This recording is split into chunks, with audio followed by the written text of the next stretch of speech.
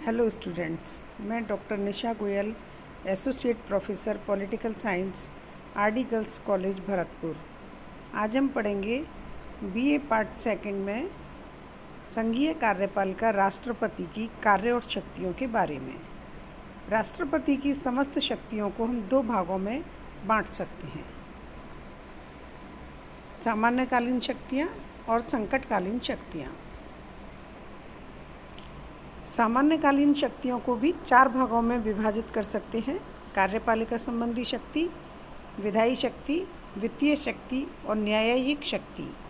आज हम लोग देखेंगे उनकी कार्यपालिका शक्ति और विधायी शक्ति के बारे में।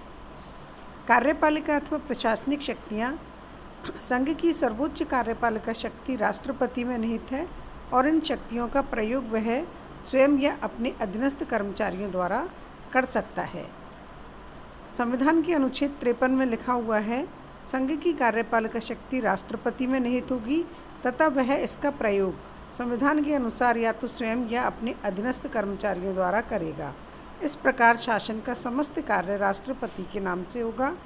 समस्त महत्वपूर्ण निर्णय उसके ही माने जाएंगे। उसे संघीय शासन से संबंधित सभी मामलों में सूचना प्राप्त करने का अधिकार है। प्रधानमंत्री के लिए आवश्यक है कि वह राष्ट्रपति को मंत्रिपरिषद के सभी निर्णयों और प्रशासन संबंधी सभी मामलों के विषय में सूचना दे जिनके बारे में राष्ट्रपति ऐसी सूचना मांगे। महत्वपूर्ण अधिकारियों की नियुक्ति व च्युति भी राष्ट्रपति के द्वारा ही की जाती है। जैसे प्रधानमंत्री, उसकी सलाह से अन्य मंत्री, राज्यों के राज्यपाल, उच्चतम न्यायालय और उच्च न्यायालयों के न्यायाधीश, महालेखा परीक्षक, संघीय लोक सेवा आयोग के अध्यक्ष एवं सदस्य, विदेशों में राजदूत आदि। इन उच्च अधिकारियों के अतिरिक्त राष्ट्रपति को कुछ प्रशासनिक आयोगों की नियुक्ति का भी अधिकार प्राप्त है, जैसे अंतर्राज्य परिषद, निर्वाचन आयोग, वित्त आयोग, राजभाषा आयोग तथा पिछड़े वर्गों की दशा में सुधार संबंधी आयोग। राष्ट्रपति को मंत्रियों, राज्यपालों, महान्यायवादी, सर्वोच्च तथा उच्च न्यायालय के मुख्य न्यायाधीशों एवं लोक सेवा आयोग के अध्यक्ष और सदस्यों को पदच्युत करने का भी अधिकार प्राप्त है, लेकिन इसमें कुछ अधिकारियों की पदच्युति के संबंध में विशेष प्रक्रिया का पालन करना पड़ता है। विभिन्न प्रकार के नियमों का निर्माण। राष्ट्रपति को विभिन्न प्रकार के नियम बनाने की शक्ति भी प्राप्त है। वह संसद के दोनों सदनों की संयुक्त बैठक, सर्वोच्च न्यायालय के अधिकारियों व कर्मचारियों की नियुक्ति, नियंत्रक व महालेखा परीक्षक की प्रशासनिक शक्तियों एवं संघीय लोक सेवा आयोग के सदस्यों की संख्या निर्धारण आदि के संबंध में नियम बनाता है। कुछ अन्य अधिकारियों के कुछ प्रशासनिक कार्यों अथवा निर्णयों के लिए भी राष्ट्रपति की स्वीकृति आवश्यक है। जैसे सर्वोच्च न्यायालय द्वारा अपनी कार्यप्रणाली के संबंध में बनाए गए नियमों तथा संघ लोक सेवा आयोग द्वारा किसी राज्य की आवश्यकताओं की पूर्ति के संबंध में बनाए गए नियम इत्यादि। संघ की इकाइयों पर नियंत्रण की शक्ति। राष्ट्रपति को यह भी अधिकार प्राप्त है कि वह राज्य सरकारों को निर्देशित, नियंत्रित तथा समन्वित करे। समन्वित नीति तथा राज्यों के पारस्परिक विवादों के निपटारे के संबंध में परामर्श देने के लिए वह अंतर्राज्यीय परिषद का गठन करता है। वह किन्हीं संघीय विषयों का प्रशासन राज्य सरकार को सौंप सकता है। संघीय क्षेत्रों के प्रशासन का तो उत्तरदायित्व राष्ट्रपति पर ही होता है। अंतर्राष्ट्रीय मामलों में प्रतिनिधित्व। भारतीय संघ का वैधानिक प्रमुख होने के नाते राष्ट्रपति अंतर्राष्ट्रीय मामलों में देश का प्रतिनिधित्व करता है। वह विदेशों में स्थित भारतीय दूतावासों के लिए राजदूतों व कूटनीतिक प्रतिनिधियों की नियुक्ति करता है और विदेशों के राजदूतों व कूटनीतिक प्रतिनिधियों के प्रमाण पत्रों को स्वीकार करता है।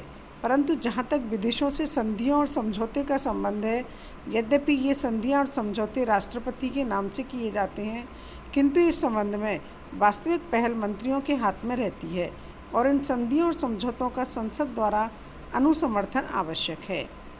सर्वोच्च सेनापति के रूप में राष्ट्रपति भारत की समस्त सेनाओं का प्रधान सेनापति है, किंतु इस अधिकार का प्रयोग वह कानून के अनुसार ही कर सकता है। राष्ट्रपति को प्रधान सेनापति बनाकर संविधान ने सदैव के लिए यह निश्चित कर दिया है कि सैनिक शक्ति नागरिक सत्ता के अधीन रहेगी।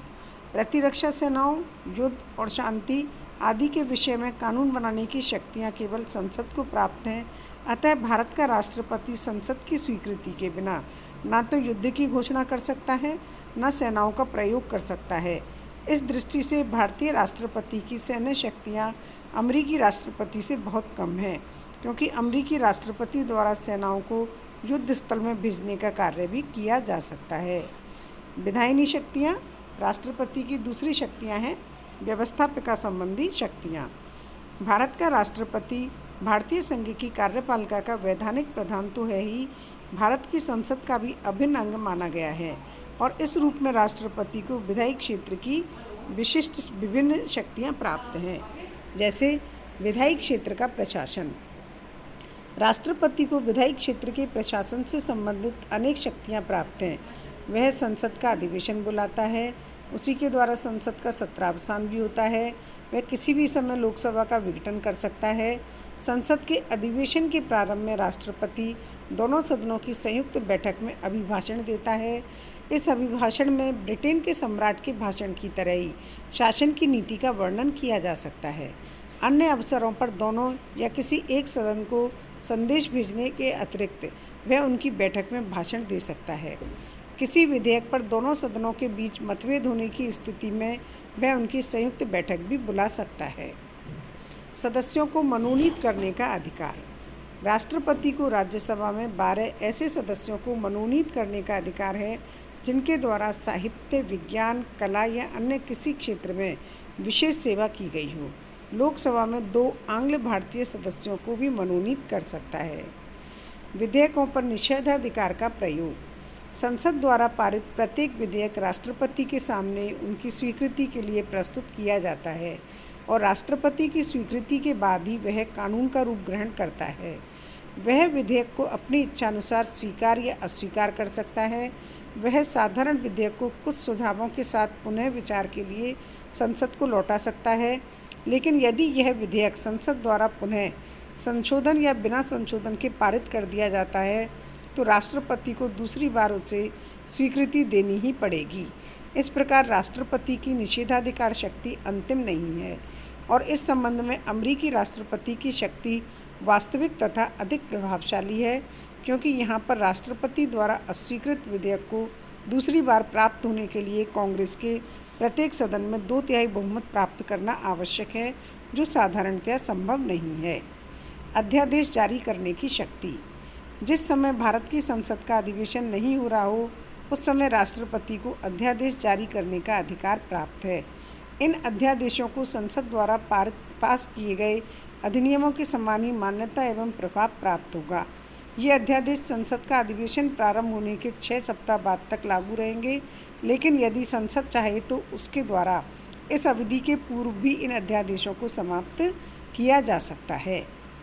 राज्यों के संबंध में विधायिका शक्ति, राष्ट्रपति को राज्यों के विधानमंडल के संबंध में भी कुछ अधिकार प्राप्त हैं, जो निम्न इस प्रकार हैं।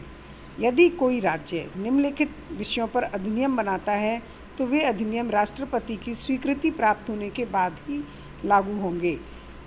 राज्य द्वारा संपत्ति प्राप्त करने के लिए बनाए गए अधिनियम, वे अधिनियम जो ऐसे विषयों पर निर्मित किए गए हों जिन पर भारत की संसद को भी अधिनियम बनाने का अधिकार प्राप्त है और जिनका संसद द्वारा बनाए गए अधिनियमों से विरोध है, तथा कुछ विशिष्ट प्रकार के कर लगाने वाले अधिनियम।